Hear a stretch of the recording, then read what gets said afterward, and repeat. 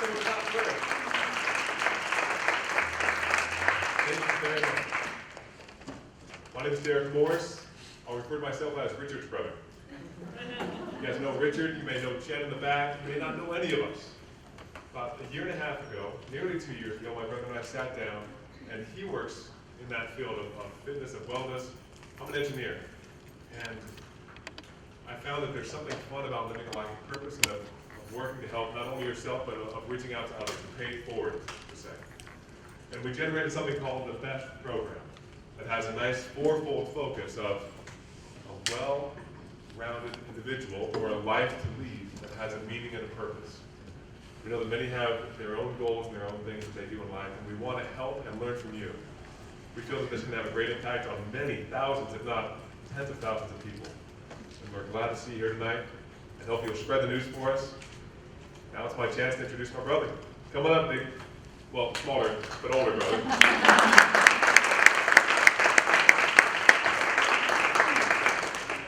Get on my tippy toes to get that guy a hug. All right, you guys, so this last week has been the most rewarding week I have ever had in the BEST program. You guys want to know why? Why? That's what I was waiting for. Because I had a chance, along with a couple other members of the BEST program, to reach out to you on a one-on-one basis over the phone.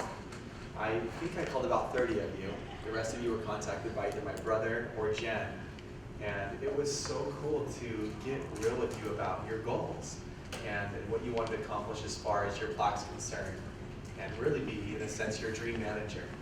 And it was really fun. So those of you who I contacted, would you find me on a break or after class and just introduce yourself to me? That was, again, a really cool experience for me. I'm really grateful for that. So tonight, you guys all have the opportunity to take part in my favorite of all the BEST classes, which is the what? The emotional side of our wellness journey. And the girl that is teaching our class tonight is Jenn Eardley. A lot of you guys know her. Some of you may not know her. But I'm grateful for the opportunity that I have to introduce her. So I will say that over my career in the wellness field of helping people with their exercise and their nutrition and being a life coach in a sense, I've referred out to emotional guidance. I've had a doctor in psychology that I referred to, a couple different other psychologists that I referred out to, some other physicians, and I will say that I got some pretty good feedback. When someone was struggling with their emotional stuff, I would refer to Dr. Ane, for example. They'd go and see her, and about 50% of the people that I would send to her would come back and say, that was a great experience, it really helped me. And then the other 50% or so would say, it just wasn't for me. Which I thought was pretty good, right? 50-50. But over the last couple of years, as I've worked with Jenn, I've sent her quite a few individuals. And I haven't had a single person come back and not just say that was the most amazing experience I've ever had in regards to just getting real with who I really am and what my emotions are, what my potential is. So I've used her for quite some time. And as Derek and I were talking about the BEST program, as he mentioned a couple of years ago when getting everything developed, it was a no-brainer to immediately bring Jenn in as one of our co-founders. So Jenn's just a very special individual, as many of you already know, and some of you will soon find out. And she's got a special presentation prepared for us tonight. I'm just looking forward to hearing it, taking part in it. Now, one thing that I want to mention, Jenn wanted me to mention before we get started tonight, is that if you have questions, as she's here presenting and as she's engaging with you, bring your questions up now. Bring them up, raise your hand, and get involved now. Get in the game. We're not going to do a Q&A after she's done. There won't be time. So as emotions start to come up and as the questions start to arise, put your hand up in the air and get involved. And that's our challenge to you, and letting you know that, again, we're not going to have time afterward to chit-chat too much. So you guys ready to open up a little bit and take part in the special event tonight? Nod your head if you are. Let's see some heads down. All right, guys. Well, without any further ado, I will bring up our sweet emotional coach, Jenn Eardley.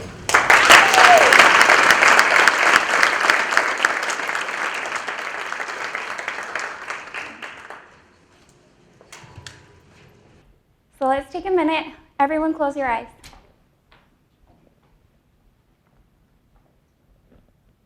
Here we go.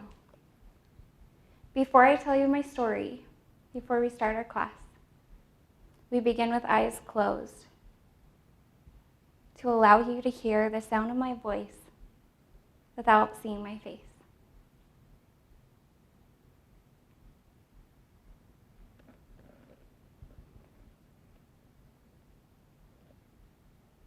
And settle into this space.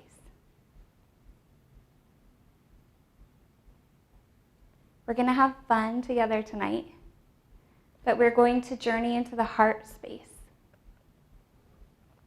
Respect is required here. Respect for yourself, respect for others. Be here in this room tonight. Be here with us.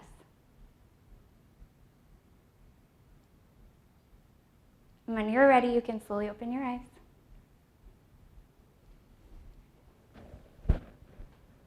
Hello. Oh, it's quite an experience to stand in front of you. Have you ever made a just statement? Like, if I just had more money in my bank account, then I wouldn't worry anymore. If I just found my soulmate, then I would feel loved.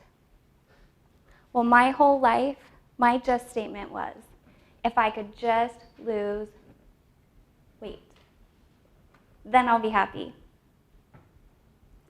And one day I found myself heavy and depressed and isolated, feeling miserable, and I decided to go to battle with my weight.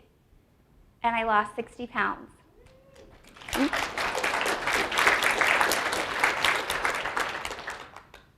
So like any just statement, when I got what I thought I wanted, I found that I still wasn't happy.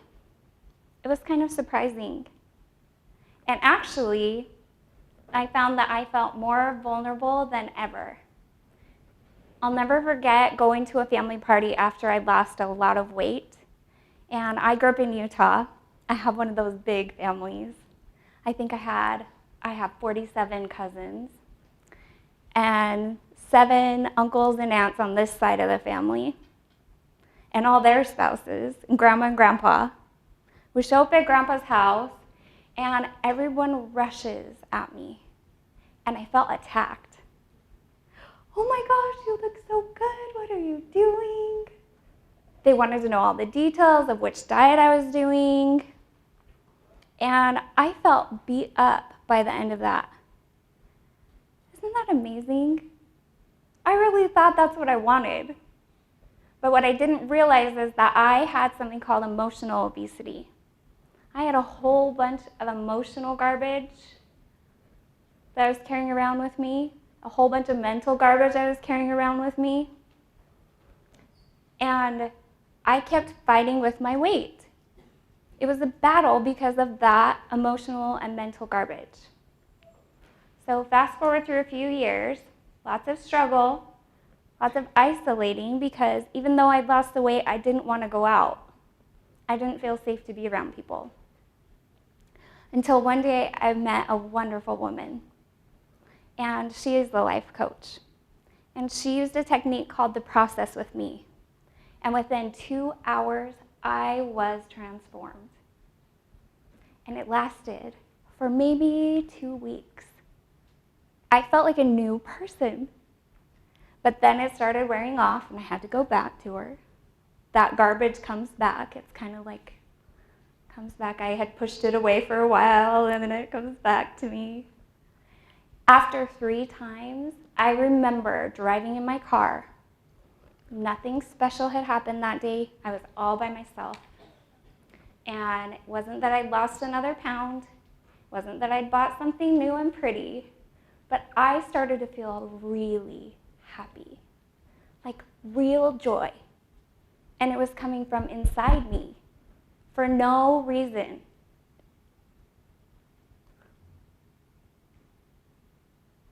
So that's why I'm here. Because I couldn't get enough of this stuff. And I've been on a long journey of transforming my life. And Today I want to talk about games because I've been playing a game. I call it the just so game. If it was just so, then, and you fill in the blank. So let's see. We're going to ask for lots of participation today. I just want to check and see if your hands work. So everybody raise your right hand. Good. Everyone raise your left hand. Okay, good. I think I got them right too, didn't I? Who in here plays the just so game? Raise your hand. Hey, so I'm in good company. It's kind of an interesting, fun game. Sometimes it's fun. Sometimes it makes us miserable. So let's talk about a few other games. Who plays pretend? We all play pretend, let's be honest. We all tell little white lies. We all say, oh, I'm doing good today, when really we're not. That's a nice game that we all play, right? Okay. Who plays the list maker? I really love this game. This is a personal favorite. Yeah, it's a list of shoulds and all the things we need to do. There we go. Yeah, I also call that the shoulda game. Because sometimes we put our own personal spin on that one, where it's, she shoulda, She should have been there for me this time, that time. My husband shoulda, right? And there's a list of things that others should have done. Okay, they're both kind of the same game. How about the busy bee game? Oh, yes. We know a lot about that. Now that we have smartphones, how often do we look like busy bees? Like we can look busy all the time. I have mastered this art. Have any of you played the mine game? Do you remember Nemo? And there's those seagulls sitting there fighting and they go, mine, mine. Yeah. Who plays the mine game? Okay, let's see if I can get more of you to realize you play it too. Okay? It's my turn. Or even saying, when is it going to be my turn? There we go. Okay. How about Debbie Downer? Yeah. Have you ever seen people, me included, who it's almost like currency. Whoever has the worst news wins the game. Whoever can complain more, you win. How many of us play fortune telling? I also call this mind reading. When you think you know what the other person is thinking. You might be playing it right now with me. Yeah, I can hear you. And I'm probably playing it with you too, right? So a lot of people that I know and love play this game. And this is a game I know very well. It's called Wallflowers. It's also called playing small. I know people who can disappear in a room. They become invisible, literally. It's just a game. How about gossip? Gossip is the biggest game in this world right now. Gossip about ourselves, right? Can you hear that going on in your head? You're this, you're that, da da da da da. Gossip about others. Gossip about celebrities. Oh my, we love to do that. Gossip about the world and other countries. This is a big game. This is a big market to be in too. How many millions and billions of dollars going to gossip? And could you say that a big portion of social media is about gossip. It is a big game. We like it. How about, do any of you know who Atlas is? One of the games that I have played, and I've seen lots of others play, is Atlas, where you carry the world on your shoulders. That's a hard game. That's a big burden. And in that game, you usually feel like you're the only one playing, right? Nobody else is playing but me. I have to be the only one carrying this. There's black and white, right and wrong. How about I'm the do-it-all, know-it-all game? Yeah, who's played that? She's so brave. I play that one. I can do it all. Oh, and I know it all. And they kind of work with each other, right? The pretend game works nicely with that know-it-all game. Are you getting this? So if any of you are sitting there thinking, how rude. Jen just made this list about me. Is she trying to make me feel bad? I'm not trying to make you feel bad, but yes, I did make this list for you. Because every single one of us play these games. We think we're alone. We think we're the only one doing it and we need to hide it. We're all doing it. Raise your hand if you're playing all the games.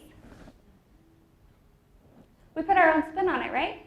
But we are all playing the games. So now it's time for my very favorite game. I saved the best for last. We all do this one.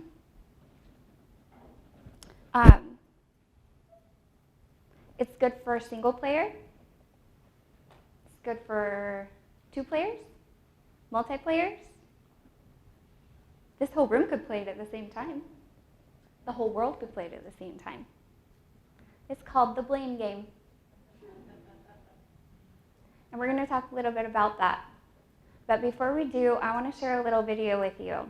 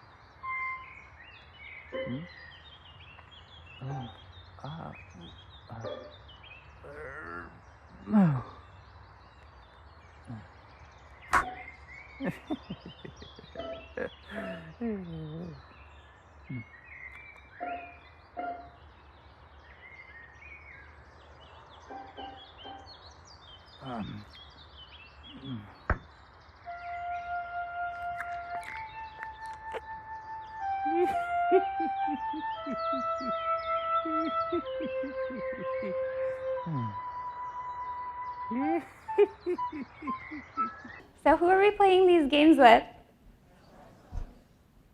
Got it? Okay. So as we talk tonight, like I said before, we're going into this heart space where some of us feel vulnerable and a little uncomfortable. But it's only because we haven't gotten used to it yet. So if we can just remember that we are Jerry. Can you smile at Jerry? I can always smile at Jerry. That's super cute. So will you smile at yourself tonight as we go through this? And smile at the other people as they go through this. Okay. Raise your hand if you will. Okay, great. So moving on to the blame game. This is one that's pretty much going on all the time.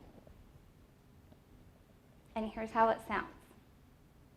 I can't do this because. I can't do this because there's donuts at work today. I can't do this because my husband wasn't on time today. I can't do this because it's too expensive. I can't do this because. Why? What else? Who will raise their hand?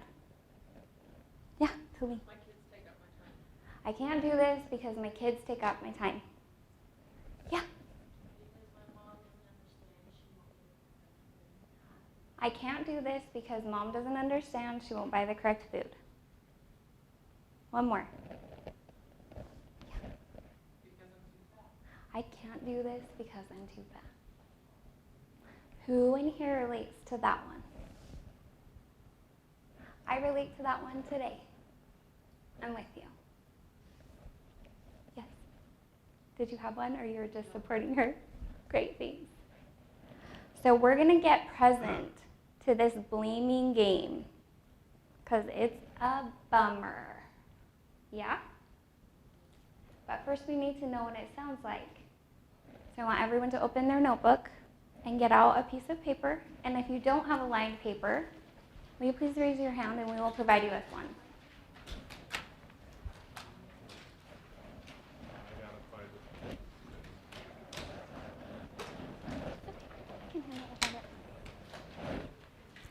We just need a paper.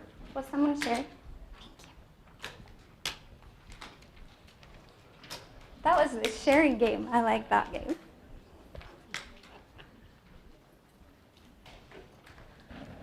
Okay, so I'm going to play some music, and I'm going to give you some time with this game. This is what we talked about. It's time to get in this room, and in your mind, and in your body. And I want you to listen to what you're blaming. and you're going to write a mantra. And it's the mantra of the blame game. I can't do it because. This does not have to be specific to weight loss. It's just going on all the time. It's all the excuses, it's all the complaining. And you're going to write that mantra over and over. I can't because. I can't because. And we're going to go for the whole time, all the music, and I'll let you know when we're all done, okay? Oh, do we have a question? Yes, thank you for asking a question. I don't quite get it. I know it sounds very simple, but am I writing I can't do it because and filling in the blank? Yes, thank you for asking that question. Different ones as I come up with? Is that it? Or Yes. one mantra? Okay, so it's totally up to you. I would say you can write it, I can't do it because, and fill in the blank. And if you're stuck, write it again. I can't do it because. But if you have it already and you know it's your husband, it's your kids, it's your mom, right? It's my husband, it's my kids, it's my mom. So I'm going to give you liberty to play by your rules on this, okay? Thank you for that question. Any other questions?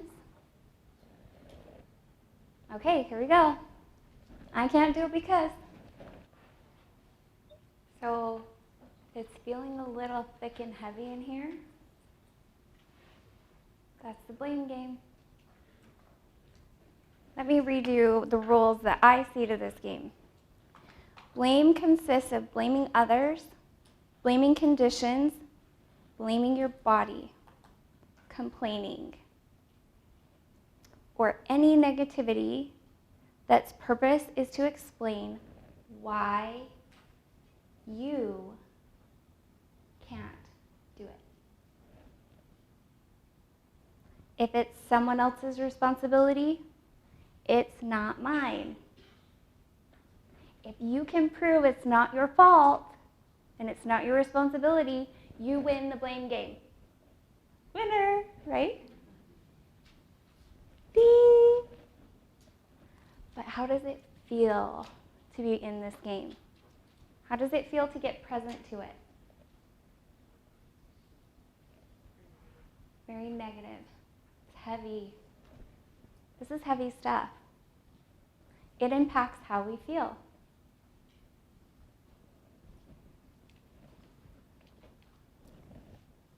Does it impact others around us? Is this game working very well for us? Let's raise our hand if we feel like it's working really well.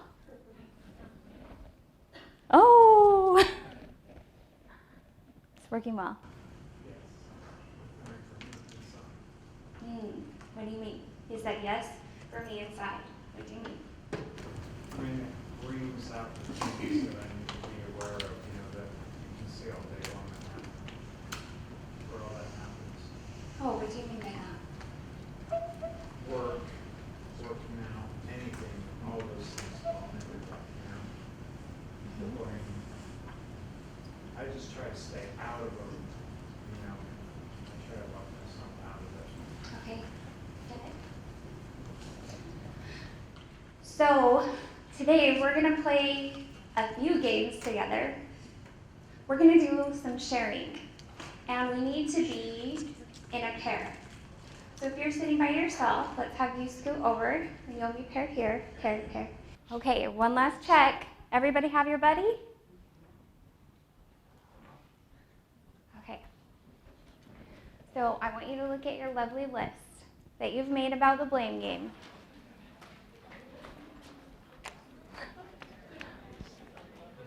We've gotten really good at this game. We have a strategy, don't we? And as you look through your list, I want you to see, is there a strategy here? What am I up to? Jerry, right? Let's smile. And who are your main targets? Yourself. Significant other. Mom and Dad.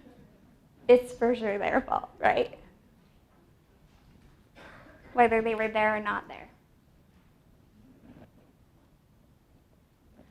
So we're going to share a little bit of our strategy. Here's the rules to sharing. You listen with your listening. Have you ever noticed when you're listening to someone, you're trying to come up with your response before they finish talking? We're going to practice not doing that.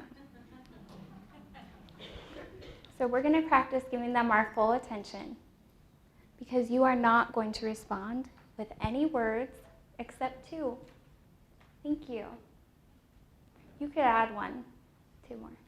Thank you for sharing. Okay? So I'm going to give you each about a minute to share. You can just read through your list, or you can share your strategy, or you can share about who your targets are. This is how you get to decide how you're going to play this game. But the point is to be authentic, meaning honest and open. Are there any questions on our sharing? Okay, so if you're the person on the right, raise your hand. Okay, you're sharer number 1. Your buddy number 1. If you're the person on the left, raise your hand. Your buddy number 2. Okay, so buddy number 1, get ready to share, and we'll give you about 1 minute. And I want to hear lots of good talking, okay? Okay. So I would like to talk with one of you, because I haven't gotten to share with anyone. Is there someone who would come up and share with me? First hand up was right over here. What was your name? Tamerlyn, will you come up here with me, please? Will you bring your little paper? We need that.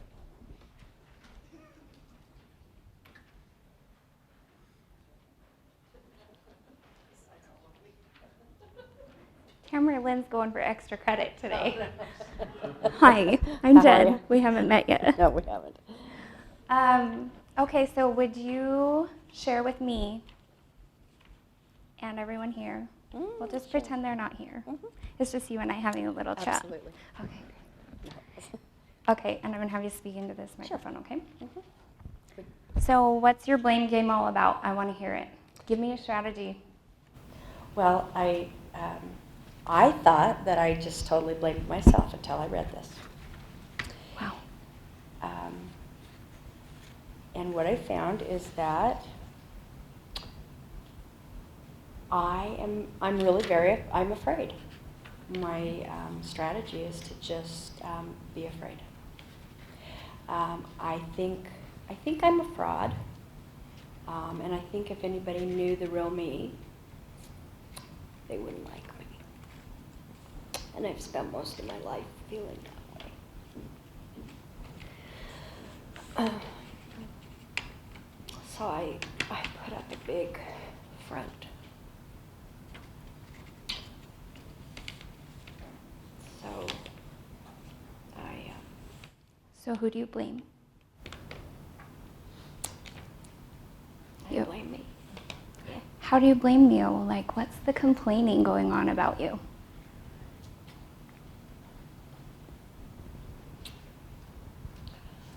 I have to live up to that facade that I put out. There we go. The facade that she puts out. Mm-hmm. Yeah. And I've been doing it since I was a little kid. Oh, can you remember not doing it? Oh no. Okay. Yeah. Can you feel the support coming from this room right now? Do you think it's possible that everyone in this room has been doing the same thing? I think most people do. Yeah. Yeah. As little children, do we know that everyone else is doing it too? Heck no. Heck no, we think we're the only ones. Yeah. Yeah. There's just certain expectations when you're a kid. Mm-hmm. Like what? Let's hear 'em. Well, I was the oldest of 7 kids. Oh, me too. Not 7, but 4. Yeah. Okay. And you just have, your parents have expectations. You're always told, you're extremely bright. you're told that you're the oldest grandchild, you're the oldest child, you're... Are you the oldest grandchild? Mm-hmm. Me too. And so We're you like- just have We're like things best that friends you're... already, aren't we? You just have things that you're supposed to always do. Things that you're always supposed to do. So then we create a facade. Mm-hmm. Okay. Because you don't want to let people down. You don't Ever. want to let them down. So here's the tricky thing about the blame game. Who are you blaming? You're blaming yourself. Who else? Technically, I know what you wanted me to say, but I can't do it. Well, I want you to be authentic. I like that about you.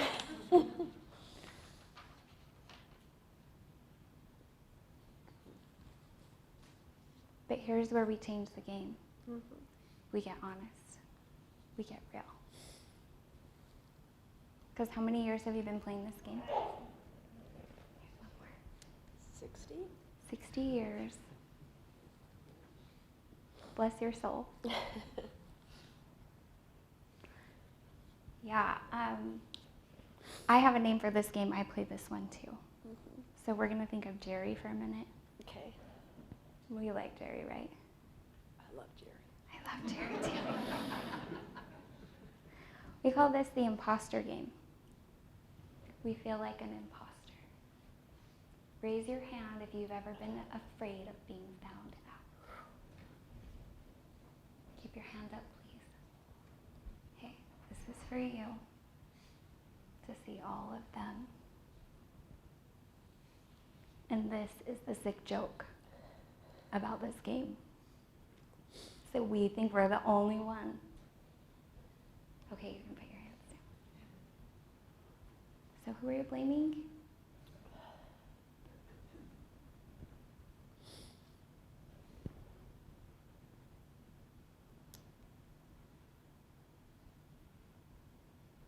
I don't know that I'm blaming anybody. It's just the reality of what it is. Mm-hmm. Do I blame anybody? Well, whose fault is it for requiring you to put on the facade?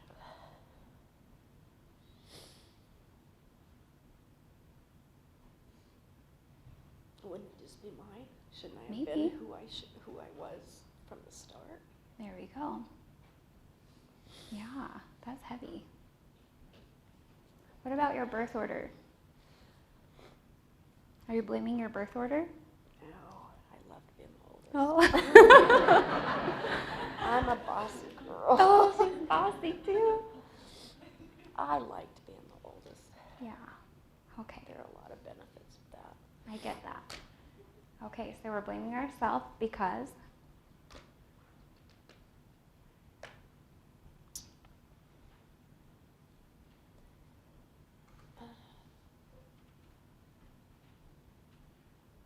Because I should have just been honest from the beginning. oh, should have been honest from the beginning. Because do you think that it would be possible for you as the little child to understand what to do? The answer is no. No. But I don't think anybody expected me to not be. I don't think my parents certainly didn't expect me to. They didn't know that they were putting unreal expectations on me. No, they didn't know. You know, they were doing their best. Break their heart if they thought that they didn't, that they put unreal expectations on me. I think all parents try their hardest to do the right thing. And at some point you have to stop blaming your parents for things that they didn't do right. I sure hope my kids don't. Keep blaming me for their crap. Guess what? They're going to. I told them to stop. You told them to stop. I did. Guess what? I know. They're going to blame you for it. I know they do. This is part of the human condition. But what if we could scoop up that little girl and tell her it is time for her to play a new game? She loves games. She'll play anything. Okay. What was her favorite game? Any board game. She loves Perfect. board games. So I want all of you to recognize how brave this woman is.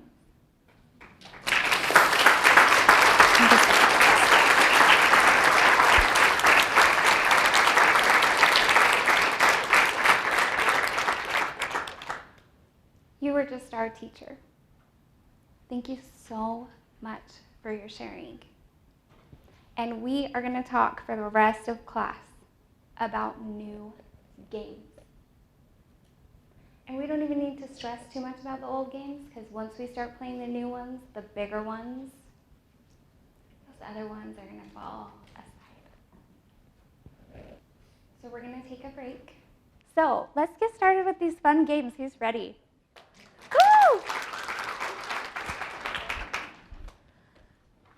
So flashback to me being miserable,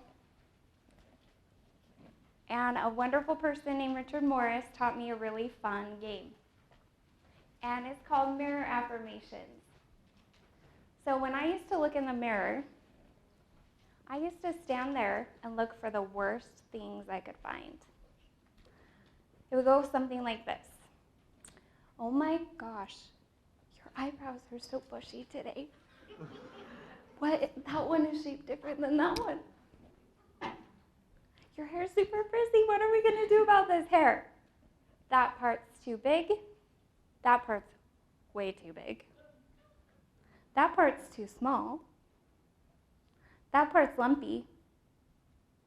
On and on. Until I wanted to put a big black blanket over the top of my head, cut out holes for eyes like Charlie Brown, because I did not want anyone to see how awful I was. The crazy thing is, I didn't even really know what was going on. It's just running in the background, kind of like that blame game.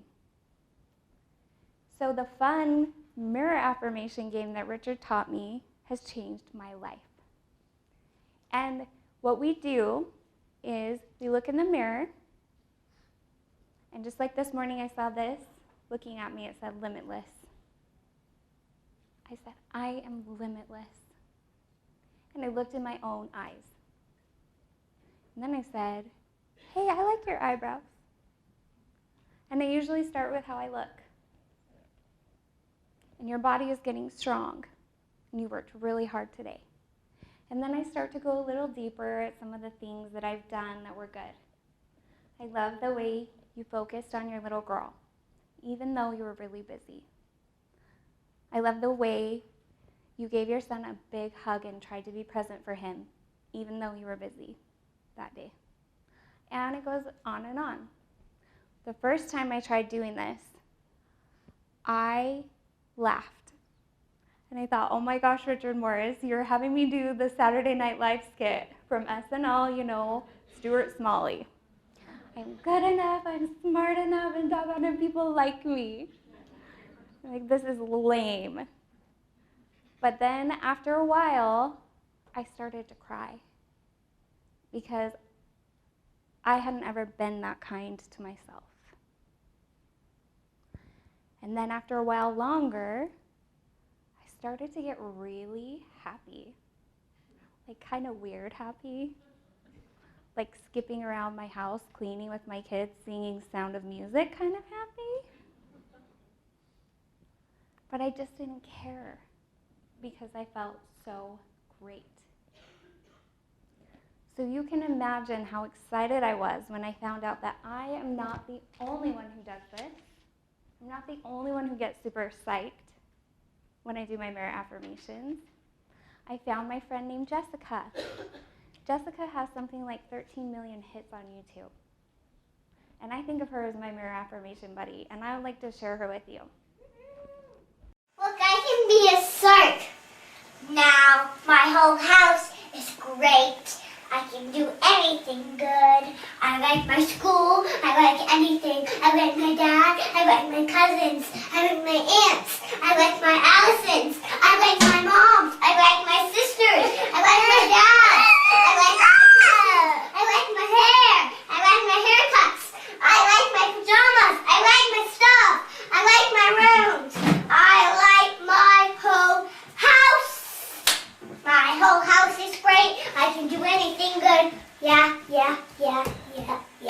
I can do anything good. Better than anyone. Better than anyone.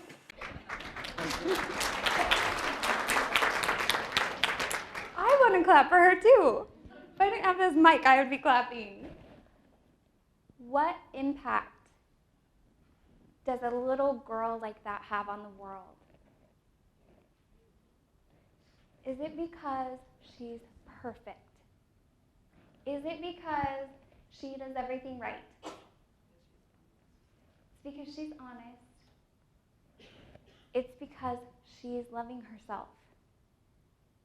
She is playing a very powerful game right here. So, I want all of you to start playing this game. And believe it or not, I've taught this quite a bit. Some of you might have heard this a few times from me. But I will keep teaching it until more people get to start playing it because it feels so awesome.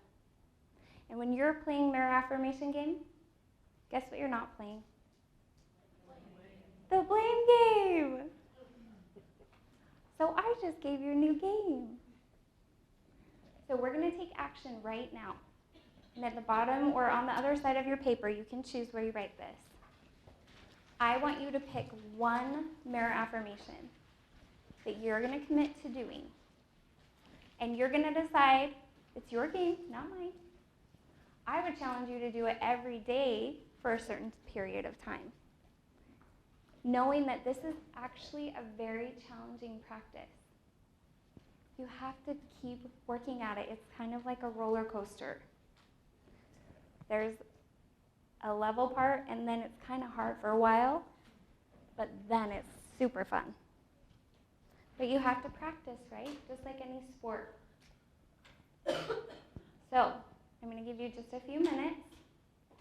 Here are some examples. I am good enough.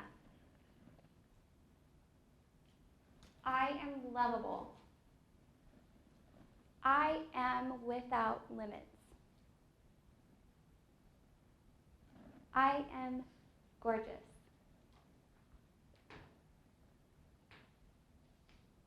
What do you need to hear from yourself? What will make you feel so powerful you'll be skipping through the day if you say those words?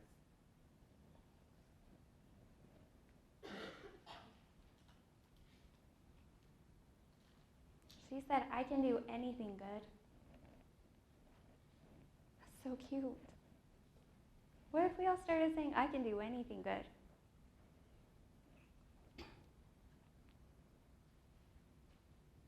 What if you sing it? That's like super weird, right? But you laugh, you smile the second you just think about singing it. So quit being worried about being cool. Does everyone have their one affirmation? Raise your hand if you do not. Okay.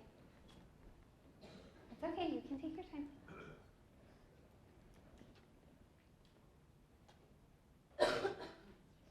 Do you have one or do you want some help? Okay. So, what value do you bring to this world? What? Not a clue. I don't know. No clue.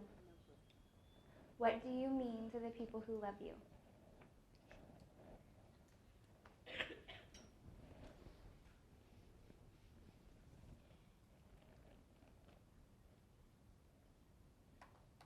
There it is. You can write that. I won't make you say it, okay? Will you write it on your paper right now, though?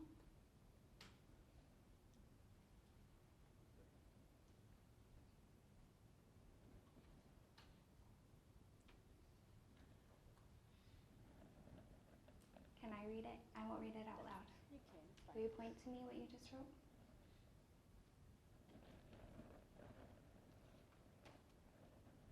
Yeah, you are.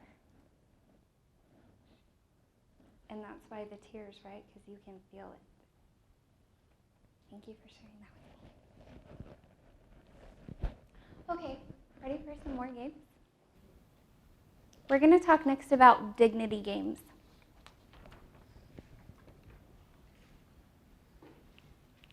These two people have come to mean so much to me.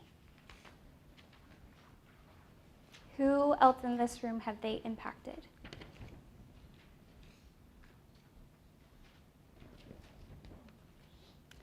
The other day, we got to hear them speak about dignity. And Chris Powell got up here, and he drew a little picture and projected it up on the screen. And I ended up with a box of stuff from class. And I took it. And I thought, oh, I should tell Derek. I should tell Richard. I didn't. Because I wanted to keep it. This is worth something to me. Anybody want to fight me for this? Auction. Let's scan it first. Chris Powell talked about dignity. And he drew this little picture, and he said, we all think of goals like we want to get up here, right? We want to get to this goal. What do I have to do to get to this goal? What do I have to do to get to 50 pounds weight loss? And he said, this is what they teach the people. It's not about that. Because no matter how many times I said, if I just lost weight, I'll be happy. If I just lost weight, I'll be happy. No matter how many diets I tried, pills, exercise programs, outfits, comparing myself to others, stressing out, shutting down. Like, what have we done to lose weight? What haven't we done to lose weight, you guys? This is what we need to do. We need to play a dignity game. So he said, here's the goal. It's loving ourselves. It's dignity. How do we get there? Small steps. Small steps. Small promises that we keep. Every time we make a small promise to ourselves, we keep it. Every time we make a small promise to someone else, we keep it. And up we go. So when I looked at this today, I realized this is kind of like Chutes and Ladders. Who's played Chutes and Ladders? Yeah. Sometimes we go up and we have an upswing, yeah? Then sometimes there's a slide and we slide back down. Do we shut down? Sometimes. That's how the game goes. But if we're playing this game right, we're realizing that all we have to do is set small goals, make small promises, be careful with our words. If you say, I'm going to do that, you do it. And that's not me preaching to you, telling you what to do, right? I'm just telling you the rules to this game. This is a fun game. When you see Chris Powell, do you think he's having fun in his life? Holy smokes. He is having fun. He is having a blast in his life. We only have one. We only have this life right now. So be careful with your words. And then when you make a promise, if you say, I'm going to exercise 5 minutes a day, 7 days a week, you do it. Because it's a game. It's fun. It's not a big deal if you slip down, right? You're just Jerry playing a game. How does that change things? Does that change how the game goes? Because we're all stuck in blaming ourselves for being so awful, messing up so many times. Yes, Talene? Like you were saying too, like you just said, you get into that depression, you get into that self-blame, you get into that, oh, I screwed up, now I can't fix it. And so I've been doing that for the last few months, and now I'm back. Try it again. And as long as I keep trying, then I can't fail. Right? Right. Thank you. And it's just a game.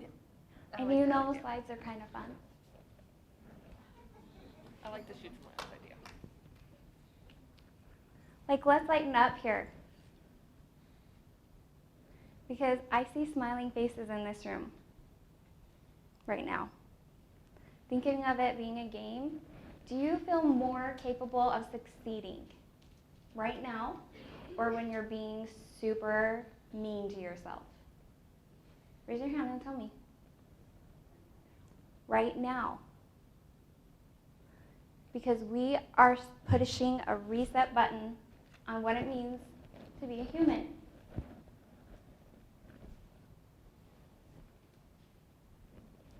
This is a good game.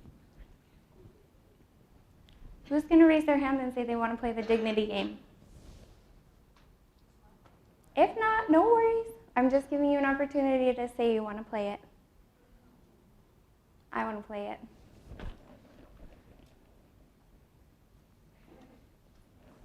And I'm not going to share that paper. That's mine. Just to be clear. The next game I want to talk about is called Connection. These are my children. All of them? Not all of them, Derek.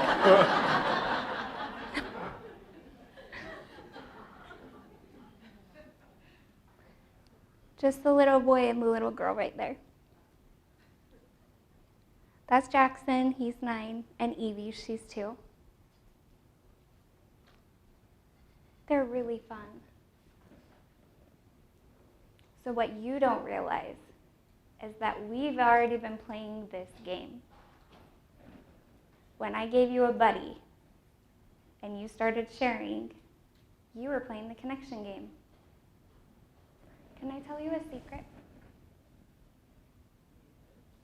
Okay. This is what we are hungry for. This is what all the junk food can't ever satisfy. We are hungry for connection. My favorite definition of connection is feeling seen and heard without judgment.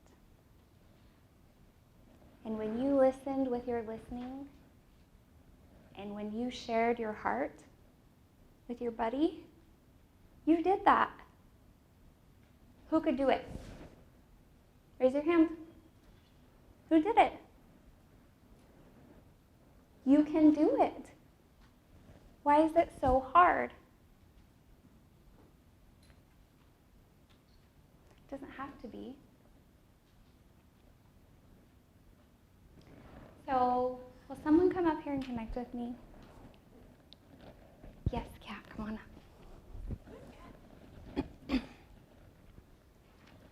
Okay, what's your name?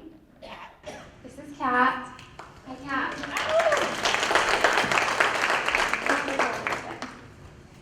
So we're going to just teach you a few little pointers on the connection game so that we can play better at it, so that we feel more confident in it.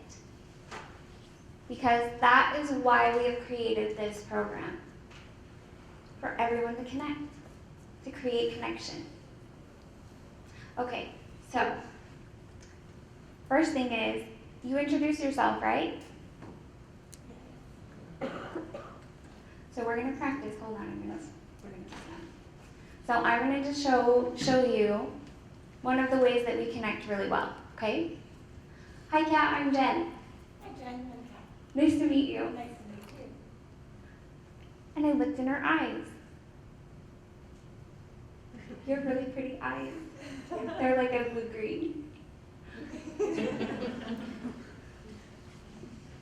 And she's smiling.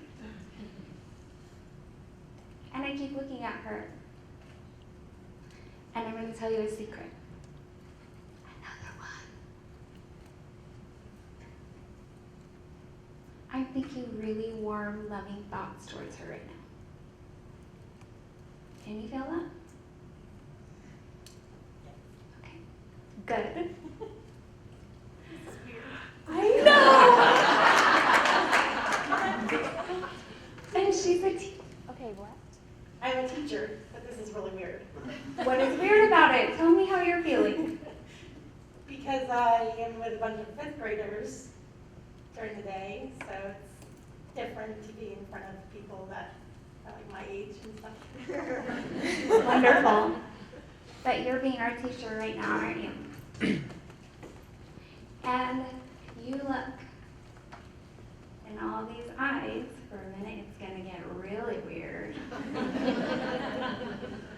Because they are all having loving thoughts about you too. Because I can see it. Can you see it? Oh. And what are the tears? Because I've never felt as part of a group like this before. I've always felt like I was the only one who had problems with their weight and everything and didn't feel loved. But I don't even know more than, like 75% of these people, but I feel loved by them. And I haven't actually made a connection with them by introducing myself. I still feel loved.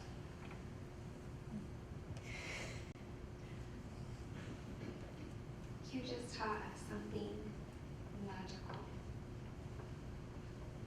We don't have to know someone to connect with them. Kat, thank you so much for teaching us. I won't ever forget that. Will you? Okay, can we give Kat a big round of applause?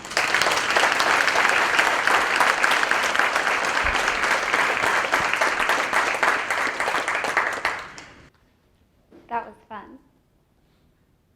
Sometimes it feels weird, but it's fun.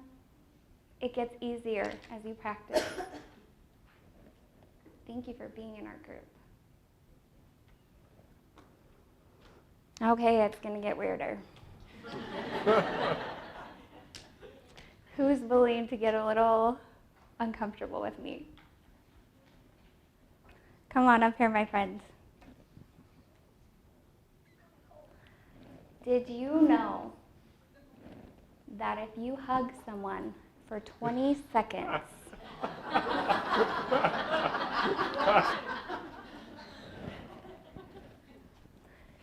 the oxytocin that is released in your brain is the equivalent of a high? Did you know that? That's science. I'm about to hug you for 20 seconds. Will you all play along and count with us? Okay, I'm going to put this down.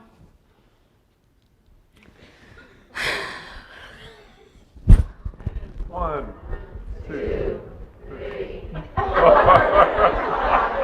6, 7, 8, 9, 10, 11, 12, 13, 14, 15, 16, 17, 18, 19, 20.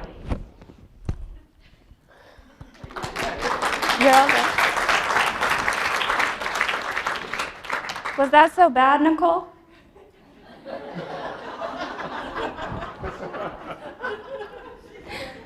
Nicole, I feel really good. Thank you.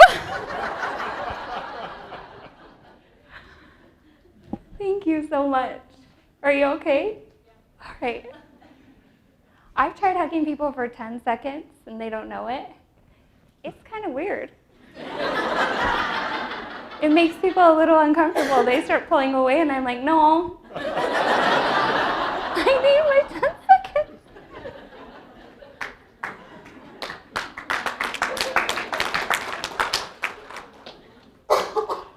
This is what we're hungry for. This is what drugs can't ever really numb. This is what food can't ever satisfy. So we're going to do it. I know. But here's the deal.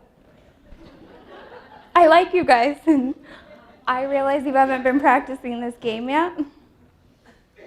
So we're going to make it an addition game too. So you need to count up how many seconds of hugs you have from now until you leave in your car.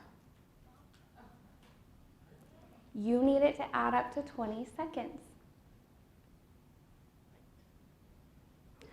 Go ahead and make it 20 seconds with one person. That's great. I feel really good.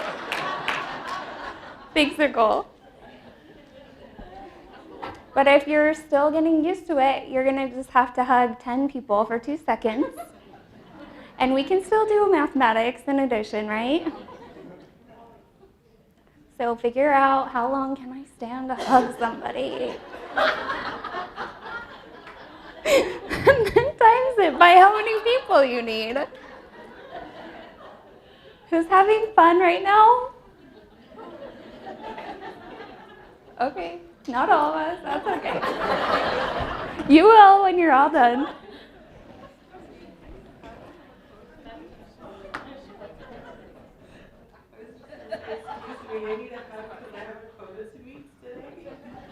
Bingo. I just gave you the best excuse to get some love.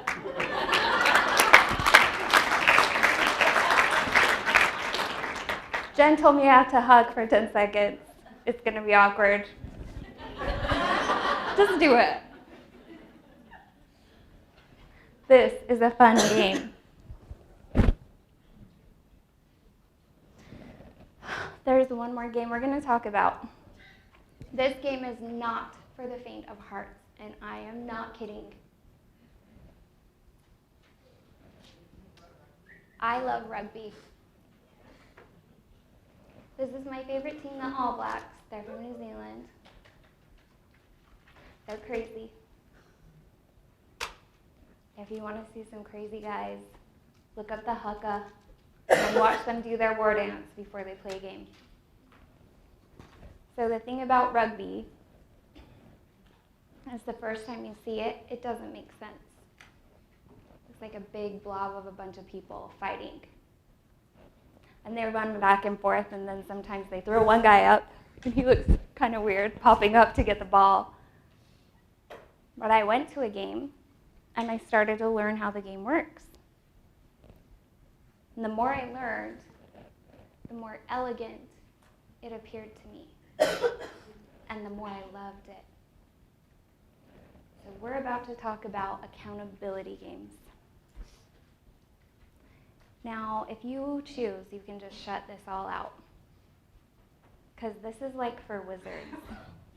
This is really hard stuff. And I began to play these games when I went through a workshop called the Landmark Forum. And I'm not here selling the Landmark Forum, but I would highly recommend it if you're ready to play these games. If you're ready to play these games, you need a coach. You don't go out on a rugby field with no armor and no helmet and play rugby. You just don't, because they're gonna get you. You need a coach. You need to train. I just want to give you a little taste of this game, okay? I worked with a client for years and years. Not years and years, over a year. And he is a wonderful person, my dear friend. And none of you know him, just to be clear. And I have permission to share a little bit about how he played this game, because it was elegant. It touched my heart. So this friend of mine owes his parents more than 6 digits worth of money. It's a big number. And when I would work with him, we were working so hard to have him let go of all the anger he has towards his parents. He was so mad. And he did really good. And he practiced letting go and forgiving, until he was ready to play the accountability game. And he wrote a letter. And he told me I could read it to you. So here we go.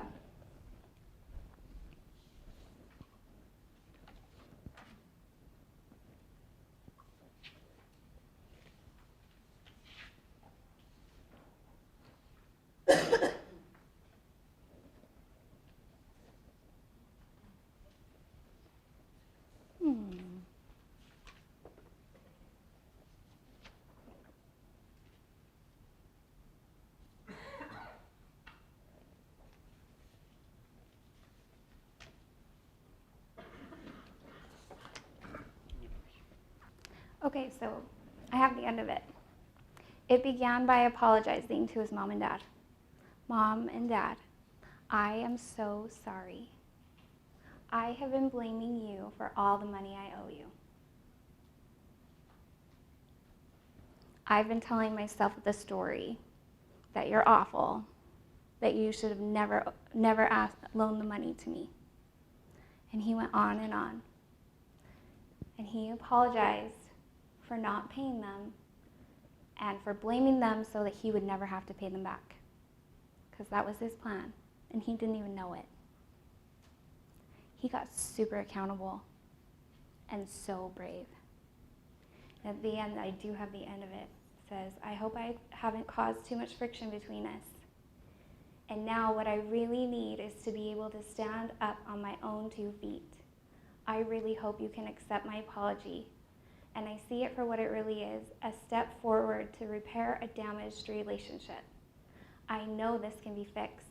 I am living proof that anything can be fixed if you try hard enough. I know this is going to be a difficult process to repair the damage that has been done, but all worthwhile things in life are. If they were easy, they wouldn't be worthwhile. Do you think these guys playing rugby feel like all the work that they put into their sport is worth it? Are they living life? That's how these accountability games are. When you're ready to play them, join me. Call me. I'm here for you. I'll teach you how to play as best I can. Go to the Landmark Forum. Find a coach. Find someone who will help you do this. It is awesome. And my friend, he's skydove, that's how you say it. He's jumped out of an airplane with a parachute on his back. He said the moment that he said to his mom, Mom, I wrote a letter to you and I need to read it, was the scariest moment of his life. Scarier than jumping out of an airplane. And I have done some of this work. It is terrifying, but it is powerful. It is fun. It changes who you are. You cannot be playing the blame game. You cannot be playing poor me when you're owning your stuff like this. So we have one more game that we're going to talk about. It's going to bring all of the games together. Before we play it, I want you to listen to a story. It's up to you if you want to leave your eyes open or closed. This is the parable of the eagle. Once upon a time, while walking through the forest, a certain man found a young eagle. He took it home and put it in his barnyard where it stood, soon learned to eat chicken feed and to behave as chickens behave. I love chickens, by the way. Nothing against chickens here. One day, a naturalist who was passing by inquired of the owner why it was that an eagle, the king of all birds, should be confined to live in the barnyard with the chickens. Since I've given it chicken feed and trained it to be a chicken, it has never learned to fly, replied the owner. It behaves as chickens behave, so it is no longer an eagle. Still, insisted the naturalist, it has the heart of an eagle and can surely be taught to fly. After talking it over, the two men agreed to find out whether this was possible. Gently, the naturalist took the eagle in his arms and said, "You belong to the sky and not to the earth. Stretch forth thy wings and fly." The eagle, however, was confused. He did not know who he was. And seeing the chickens eating their feed, he jumped down to be with them again. Undismayed, the naturalist took the eagle on the following day up on the roof of the house and urged him again, "You are an eagle. Stretch forth thy wings and fly."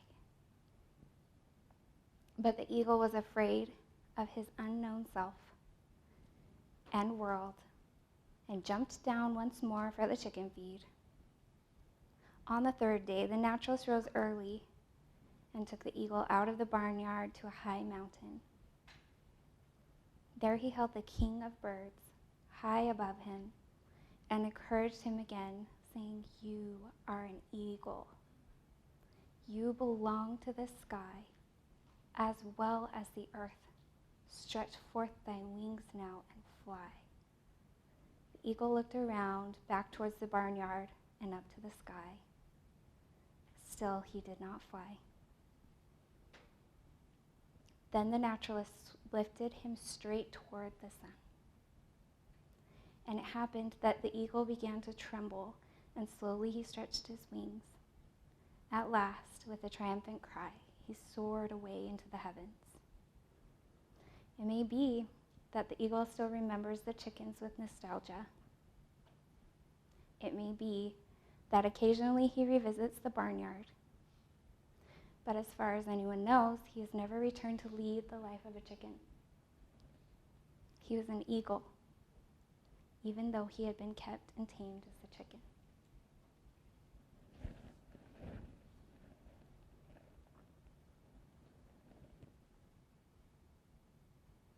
Everyone in this room is an eagle.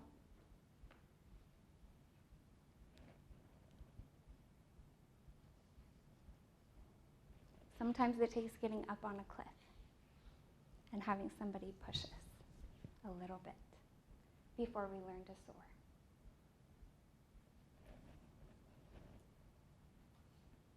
Everyone in this room will soar. Playing eagles is really fun. That's why we are here together. Let's create that we will all soar together.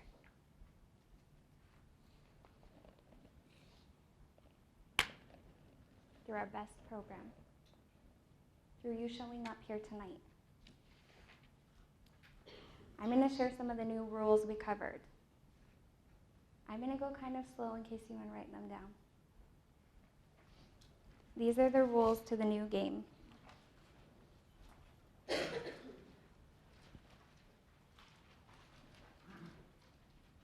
Number 1,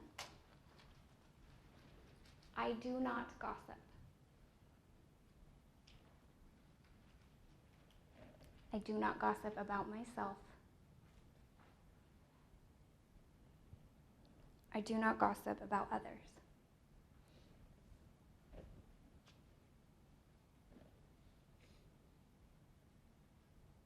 That's mirror affirmations. That's a fun game. What is gossiping about yourself? She asked, what is gossiping about ourselves? Standing and looking at yourself and picking yourself apart is just like gossiping about someone else. You're not doing it necessarily to other people, talking about yourself to other people. I know some people who do that very well. Yeah. They sit and say, I'm so awful. Do you know what I did today? Yes, Tali. Judging is another way to say gossip. Yes, thank you. Yeah, that's a very powerful way to say it. Yeah, we all have our spin on the gossip game, don't we? Gossip is the opposite of connection.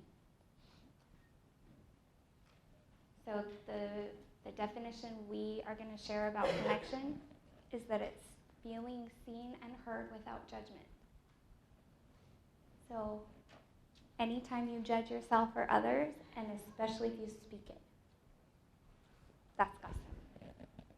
That's the old game. We're done with that. 2, I am a promise keeper.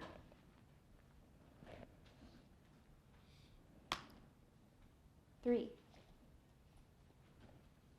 sorry, I'm trying to wrap up. I expand who I am by connecting with others authentically.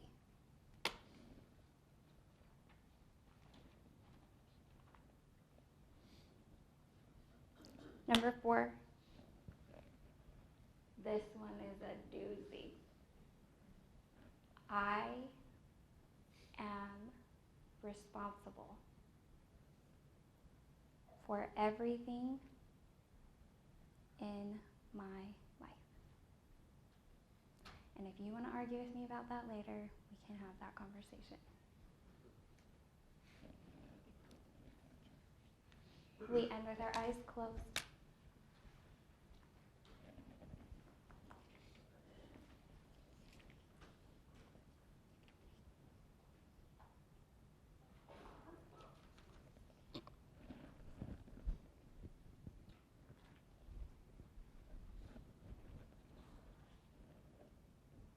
Listen to your breath.